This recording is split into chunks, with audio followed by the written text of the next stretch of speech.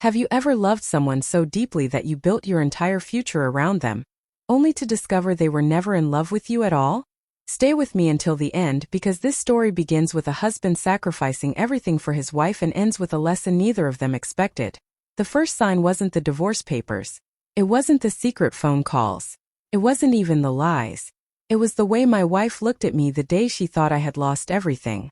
I had just told her my biggest business deal had collapsed. Years of work, years of sacrifice, years of sleepless nights. Gone. Or at least that's what she believed. Instead of asking if I was okay, she asked one question. How much money do we have left? That was the moment something inside me went quiet. My name is Tendeko Mhlabeni. I was 38 years old and owned a successful construction company in Pretoria.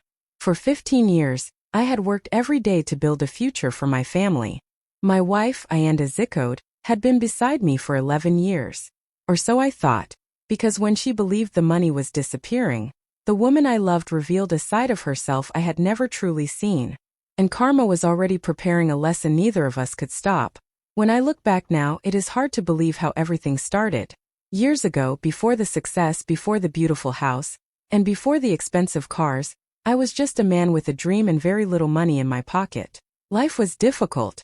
Some months I wasn't even sure how I would pay all my bills. But during those hard days, Ayanda stood beside me. She smiled when others doubted me. She encouraged me when I felt exhausted. She told me she believed in my future even when there was very little evidence that I would succeed. That was why I fell deeply in love with her.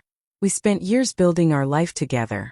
While I worked long hours trying to grow my construction business, Ayanda supported me and celebrated every small victory. When my first major contract came through, she was there. When the company finally started making real money, she was there too. It felt like we were a team facing the world together. As the years passed, our lives changed completely. The small apartment we once shared became a beautiful home. The financial struggles slowly disappeared. Family members who once worried about us started admiring us. Friends often called us the perfect couple. At weddings, family gatherings, and social events, people would point to our marriage as an example of what true love looked like. I believed it too. Every day I pushed myself harder because I wanted to give Ayanda the best life possible. I missed holidays, worked late nights, and sacrificed countless weekends. I convinced myself that every hour spent working was an investment in our future. Seeing her comfortable and happy made all the sacrifices feel worth it. But while I was focused on building the business, something else was quietly changing. At first, the changes were so small that I barely noticed them. Ayanda became more interested in luxury brands.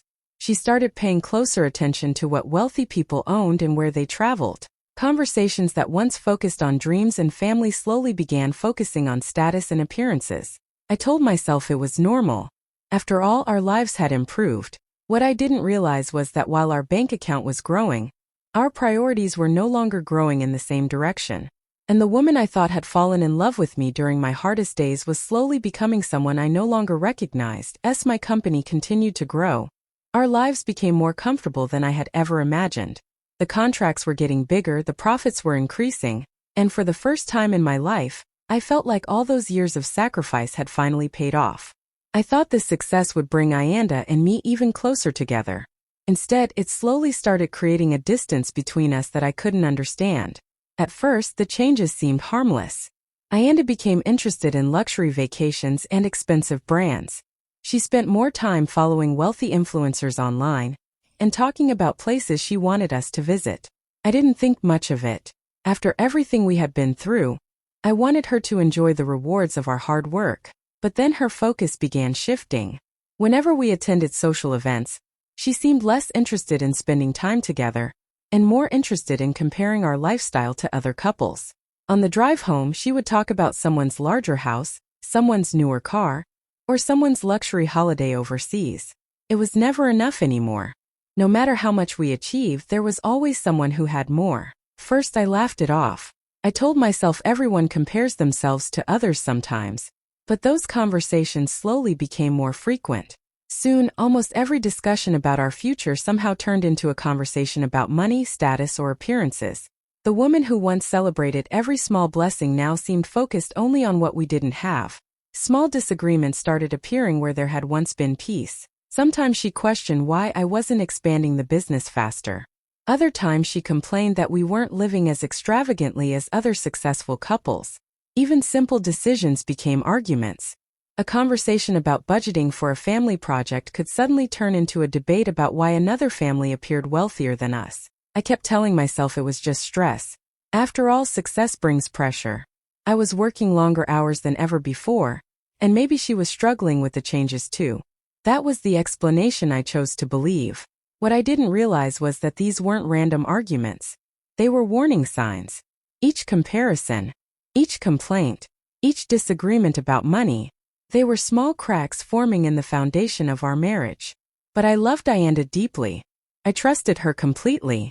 So instead of asking difficult questions, I ignored what was happening right in front of me. And sometimes the signs we ignore become the very things that change our lives forever. Everything changed on a Tuesday afternoon. I was sitting in my office when my phone started ringing nonstop. At first, I thought it was just another normal business call. But as more calls came in, I realized something was wrong.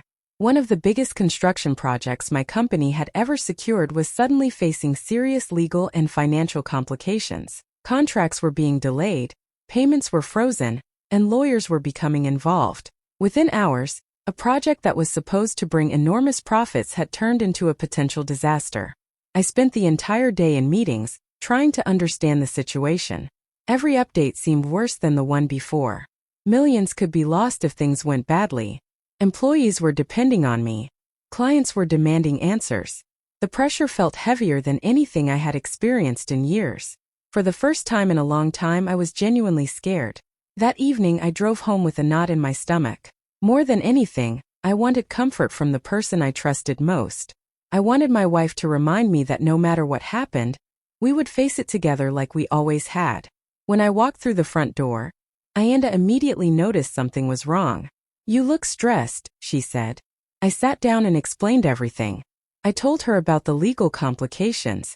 I told her about the delayed payments. I told her there was a possibility the company could suffer significant losses if the situation wasn't resolved quickly. For a moment, she simply stared at me. Then she asked a question I will never forget. "How much money are we going to lose?" I blinked. Not "Are you okay?" Not "How can I help?" Not "We'll get through this." Her first concern was the money. I tried to explain that I didn't know the full extent of the damage yet, but instead of comforting me, she became increasingly anxious about our lifestyle. She started asking whether we would need to cancel future vacations. She asked if our savings were safe. She asked whether we would need to reduce spending. The entire conversation revolved around possessions, expenses, and status. As I listened, something felt deeply wrong.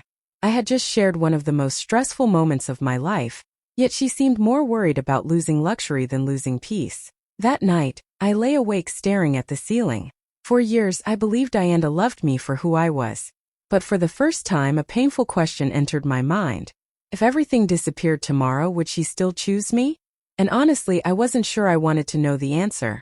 After our conversation about the business problems, I tried to convince myself that I was overthinking everything. Maybe Ayanda had simply panicked. Maybe stress had made her react badly. I wanted to believe that because the alternative was too painful to accept. But over the next few weeks, little things started happening that I couldn't ignore.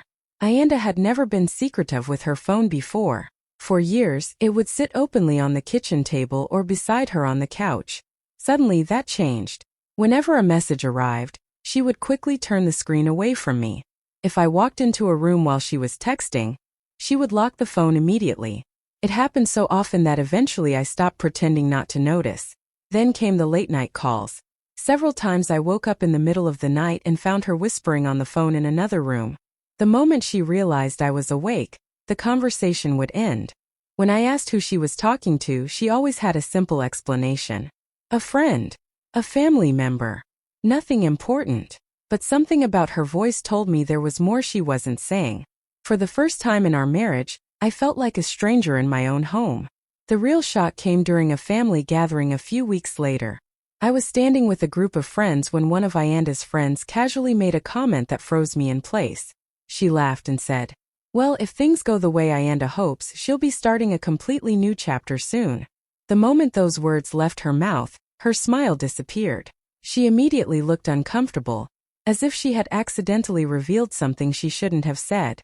I asked what she meant. She quickly changed the subject, but the damage was already done.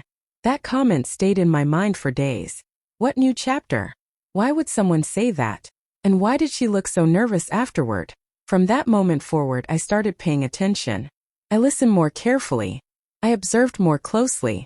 I stopped ignoring the warning signs. Piece by piece, small details began fitting together like parts of a puzzle. The secret phone calls. The strange behavior. The growing distance between us. The constant focus on money after the business crisis. For years, I had trusted Ayanda without question. Now, for the first time, I was beginning to wonder if the woman sleeping beside me was already planning a future that didn't include me. And the closer I looked, the more unsettling the truth became. The more attention I paid, the harder it became to ignore what was happening. Every day seemed to reveal another piece of a puzzle I never wanted to solve. Deep down, I still hoped I was wrong. I wanted to believe there was a simple explanation for everything. But the truth has a way of finding its way to the surface. One afternoon, while organizing paperwork in my home office, I came across a document that immediately caught my attention. It wasn't addressed to me. It was a consultation invoice from a divorce attorney. My heart stopped. At first, I convinced myself there had to be a mistake. Maybe it belonged to a friend. Maybe Ayanda was helping someone else. But as I looked closer, her name was clearly written on the paperwork. I sat there staring at the page for what felt like hours. She had spoken to a divorce lawyer, and she had never mentioned it to me. Over the following days, I quietly began paying closer attention to our financial records. What I discovered only made things worse. There were copies of account statements, property documents, and financial summaries that Ayanda had gathered without my knowledge. It looked as though she was preparing for something long before I even realized our marriage was in trouble. The realization hit me like a truck. This wasn't a sudden decision. This was a plan. While I was losing sleep trying to save the company, she had been preparing an exit strategy. The more I connected the dots, the clearer everything became. Ayanda truly believed my business was collapsing. She believed the success we had enjoyed for years was about to disappear. In her mind, the future no longer looked secure. And instead of standing beside me during a difficult season, she was preparing to leave before things became worse. That truth hurt more than any financial loss ever could. For 11 years, I had worked tirelessly to provide for our family.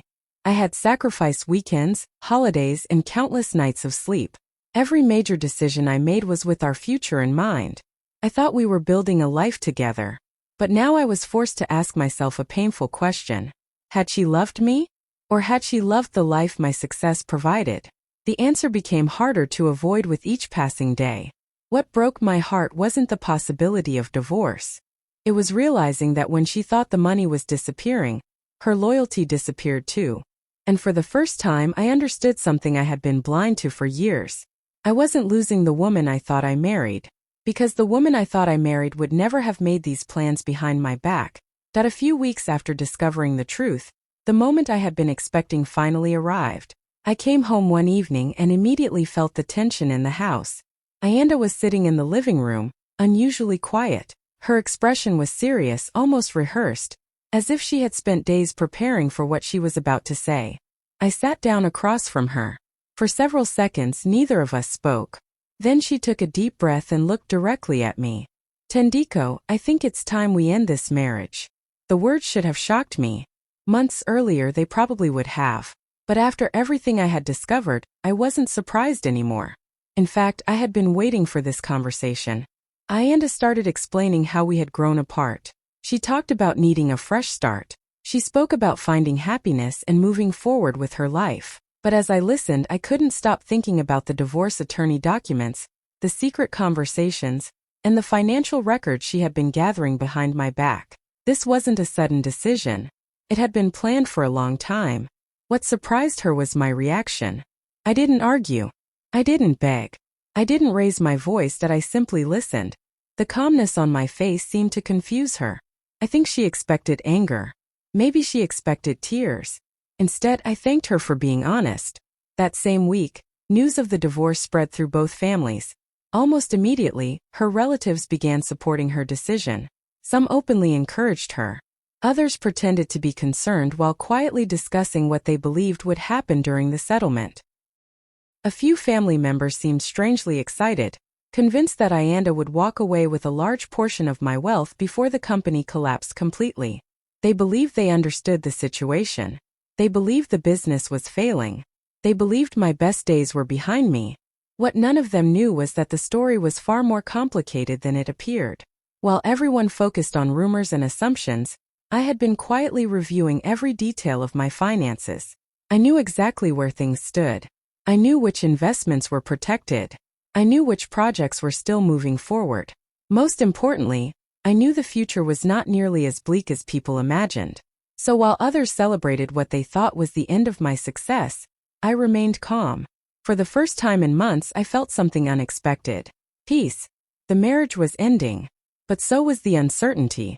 And as everyone else focused on what they thought I was losing, I had already started preparing for the next chapter of my life. A chapter that would surprise all of them. After the divorce process began, many people expected my life to fall apart. Rumors spread quickly. Some people claimed my company was finished. Others whispered that bankruptcy was only a matter of time. Every time someone looked at me, I could almost see the pity in their eyes. What they didn't know was that they were judging my future based on incomplete information. Yes, the project crisis had been serious. Yes, the company had faced challenges. But one difficult season does not erase years of careful planning. Long before any problems appeared, I had learned an important lesson in business. Never depend on a single source of income. Over the years, I had quietly built investments outside the construction company. Some were in property. Others were in long-term financial accounts and partnerships. While the troubled project was creating headlines and rumors, those investments remained completely untouched. They continued growing quietly in the background. The people predicting my downfall didn't know that. Ayanda didn't know that either. She had assumed the project problems meant everything was collapsing. She believed the fortune we had built together was disappearing. In her mind, leaving quickly was the safest decision. But reality had other plans. A few months after the crisis began, the legal complications surrounding the project started moving toward resolution. The losses were nowhere near as devastating as people had feared. At the same time, several new opportunities appeared. One contract led to another, then another, then another. Before long, my company was receiving offers that were even more valuable than the project everyone thought had destroyed us. Felt almost unreal. The same people who had doubted me were now asking how I managed to recover so quickly. The answer was simple: preparation. While others focused on appearances, I had spent years building security. While others assumed success would last forever, I had prepared for difficult times. Those decisions were now protecting me from disaster. As the months passed, the business grew stronger than ever. Revenue increased. New partnerships formed. Industry leaders started taking notice. For the first time in a long time, I wasn't just surviving. I was thriving. Meanwhile, word of my recovery slowly reached the people who had mocked me. The relatives who once whispered about my failure became strangely quiet. The friends who had predicted my downfall suddenly stopped making predictions. Reality was forcing them to confront an uncomfortable truth. They had judged me too quickly. And perhaps the biggest surprise of all was this: the future Ayanda thought she was escaping from turned out to be far brighter than the one she imagined. By walking away when things looked difficult, she missed seeing what happened next. And what happened next changed everything. Life has a strange way of revealing people's true intentions. Sometimes it doesn't happen immediately. Sometimes it takes months before the consequences of our decisions begin to appear. That was exactly what happened after Ayanda left. At first, she seemed confident she had made the right choice. She surrounded herself with people who agreed with her decision. Friends who had encouraged her to leave constantly reassured her that she deserved better. They spoke as if the future was guaranteed to work out in her favor. They made it sound like happiness was waiting just around the corner. But reality rarely follows the plans people create in their minds. As time passed, small cracks began appearing in the future Ayanda had imagined. Some of the friends who had loudly supported her slowly became less available. The phone calls became less frequent. The invitations became fewer. The people who once seemed eager to offer advice suddenly had their own lives to focus on. One by one they disappeared. The support system she believed would always be there started fading away. At the same time, several opportunities she had been counting on never materialized. Certain financial expectations didn't become reality. Plans she had confidently discussed with others failed to develop the way she expected. The comfortable future she imagined after the divorce looked less certain with every passing month. Meanwhile, my own life was moving in a very different direction. Many people expected me to become bitter. They expected me to spend my energy seeking revenge or proving people wrong. But I chose something else. I chose peace. Instead of focusing on the people who had hurt me, I focused on rebuilding myself. I spent more time with supportive friends. I invested my energy into the company. I exercised regularly.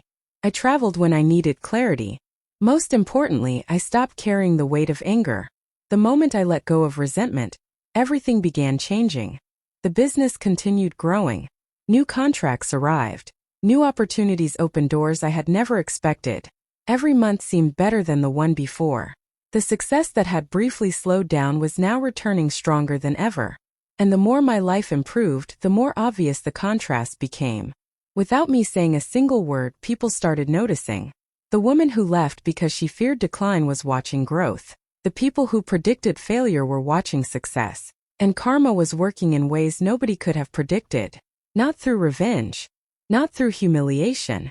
But through something far more powerful. The simple truth. Because sometimes the greatest lesson life can teach is showing people exactly what they walked away from, and allowing them to live with that realization every single day. Months passed, and the predictions people had made about my future turned out to be completely wrong.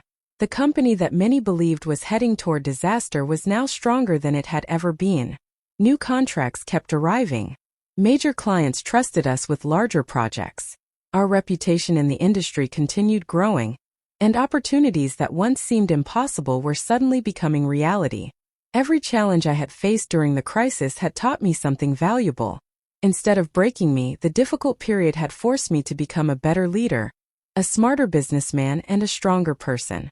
Soon, people in the industry started taking notice. I began receiving invitations to business events and conferences. Articles mentioned our company's success. Awards and recognition followed. The same people who once questioned whether I could survive were now asking how I managed to achieve such remarkable growth after facing serious setbacks. But the biggest surprise wasn't the success itself. It was who was watching it happen. Ayanda couldn't avoid seeing what was taking place. Through mutual friends, social media, and community conversations, she watched as the life she had walked away from continued improving. The future she believed was collapsing had become more successful than ever. At first, she tried to act unaffected. At least that was what people told me. But over time, confidence slowly gave way to something else. Regret. The certainty she once had began disappearing. The decision that had seemed so obvious now looked very different. Every new achievement became another reminder of what she had left behind. Meanwhile, something equally interesting was happening among family members. The relatives who had once supported her decision so confidently were becoming unusually quiet. The same people who predicted my downfall no longer made those comments. Their attitudes started changing. Their voices became softer. Their opinions became less certain. Some even reached out to congratulate me. Others acted as though they had never doubted me at all. I found it almost amusing. Not because I wanted revenge, but because people often reveal themselves when circumstances change. When they believed I was losing, they chose sides quickly. When they saw me winning, those sides suddenly shifted. The contrast between my life and Ayanda's became impossible to ignore. I wasn't focused on proving anyone wrong. I wasn't trying to make anyone jealous. I was simply living my life. Yet every success highlighted a painful reality. The woman who left because she thought my future was disappearing now had to watch that future flourish without her. And sometimes that realization becomes a consequence far greater than anything another person could ever create. Because some losses are not measured in money. Some losses are measured in opportunities that can never be recovered once they're gone. Years passed. Life moved forward in ways I never could have imagined during those painful days. The divorce that once felt like the end of everything eventually became just one chapter in a much larger story. My business continued growing. New opportunities appeared. More importantly, I found something I had lost for a long time: peace. I no longer woke up thinking about betrayal. I no longer wondered why things happened the way they did. The anger was gone. The disappointment had faded. In its place was gratitude for the lessons life had taught me. Then one afternoon, I received a message I never expected. It was from Ayanda. She asked if we could meet one last time. For a moment, I stared at the message without replying. Years earlier, I probably would have felt nervous or emotional. But now I simply felt curious. Eventually, I agreed. A few days later, we met at a quiet cafe. The moment I saw her, I realized how much time had changed both of us. We were no longer the same people who had stood on opposite sides of a divorce. Life had left its mark on both of us. For several minutes, we talked politely about ordinary things. Then the conversation became serious. Ayanda looked down at the table before finally speaking. "Tendeko, I made a mistake." Those words hung in the air between us. She admitted that when the business crisis happened, fear had taken control of her decisions. She had focused on money instead of loyalty. She had looked at uncertainty and assumed the safest choice was to leave. Instead of standing beside her husband during a difficult season, she had chosen to protect herself. Tears filled her eyes as she spoke. "The truth is, I was chasing security," she said softly. "But I lost someone who genuinely cared about me." Years ago, hearing those words might have felt satisfying. Instead, I felt surprisingly calm. I wasn't angry. I wasn't bitter. Because by that point, I understood something important. Revenge had never been necessary. Life had already handled everything on its own. The consequences of our choices eventually find us without anyone needing to force them. As we finished our conversation, I wished her well and stood to leave. There was no dramatic ending. No argument. No celebration. Just acceptance. As I walked away, I realized the greatest lesson of my journey. When someone values your wallet more than your heart, they may not realize what they have lost until it's too late. And sooner or later, karma reveals the difference between loving a person and loving what that person can provide. That lesson changed my life forever.